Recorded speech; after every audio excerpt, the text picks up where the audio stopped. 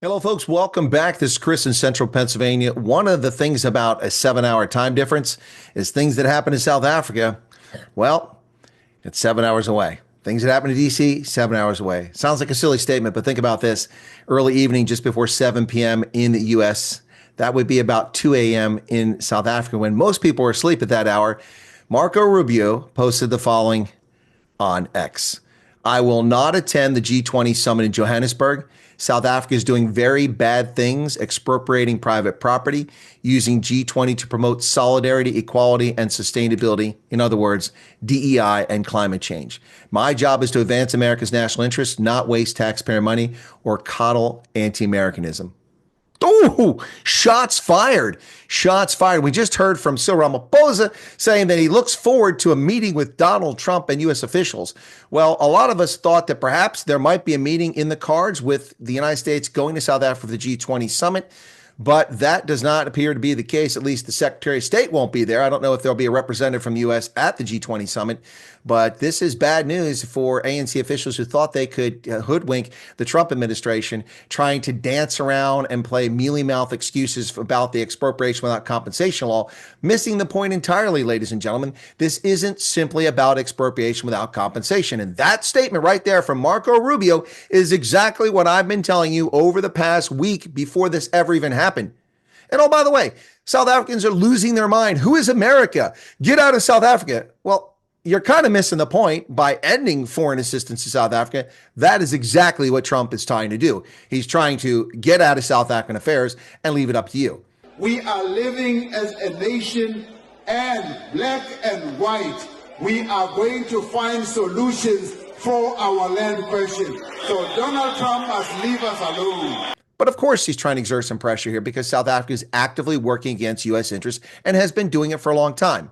At least the African National Congress is, coddling up and cuddling up with the mullahs in Tehran, with Putin in Moscow, and with the Chinese communists in Beijing, and hosting a whole basket full of disreputable dictators over the years since ANC's rule, chumming up to the Cuban communists against American interest, and actively undermining U.S. interests in international forums and fora like the United Nations.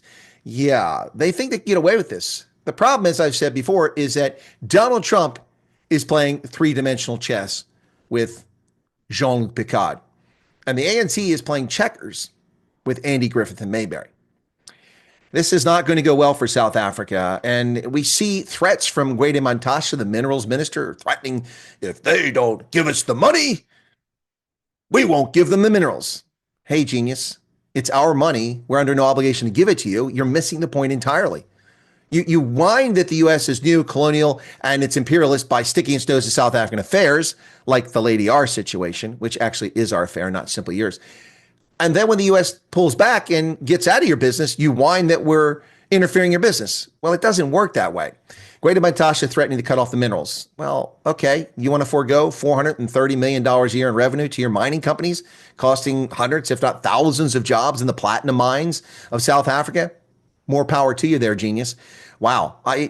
It's amazing how dim some politicians really are. Trump doesn't have another election. Trump has a majority for 2 years. Trump is on an accelerated timeline. And you better keep up or you're going to get run over.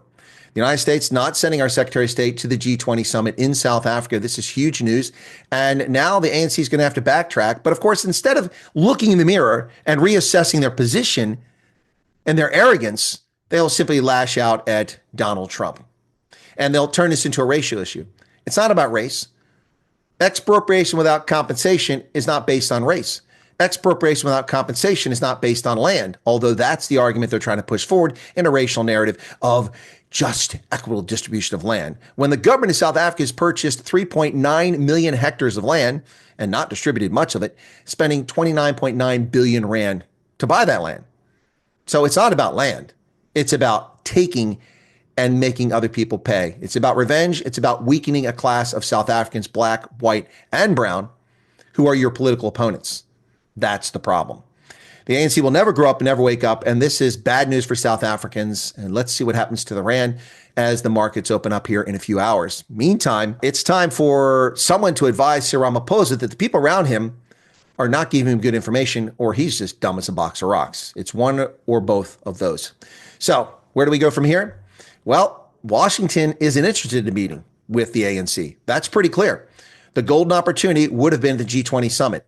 The only hope for South Africa right now to pull back from this abyss is for someone to get a Section 80 challenge before the Constitutional Court before the 30 days runs out from the 23rd of January. Of course, that's in question because it turns out that apparently Cyril Ramaphosa purportedly signed the expropriation bill into law on the 20th of December and waited 35 days before he announced it to the public on January 23rd in Davos after failing to tell Trump about it on the telephone. And then he complains that he wasn't informed.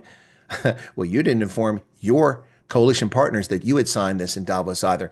So yeah, a lot of disingenuous conduct and dishonest behavior. Lots of South African organizations coming out making mealy-mouthed excuses, claiming that there is compensation. It's okay to take people's property with no compensation. It is never, ever reasonable, moral, or just for any government to take someone's property without compensation. That's a basic human right. In the public interest with just and equitable compensation, different story. Eminent domain we have in America. You must compensate people. But this nonsense is going nowhere.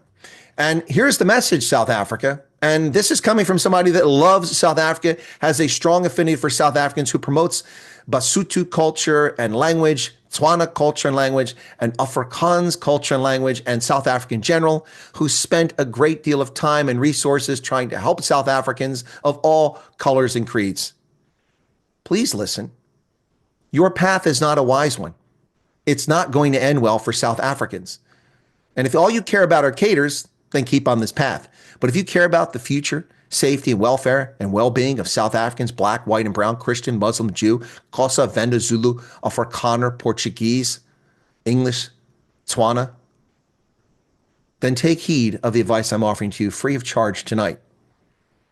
Be humble. Step back. Get 132 members of the parliament together to do a Section 80 challenge and save face by allowing the Constitutional Court to declare the law unconstitutional, because it is exactly that, unconstitutional, and it's immoral. What say you, South Africa? Good luck.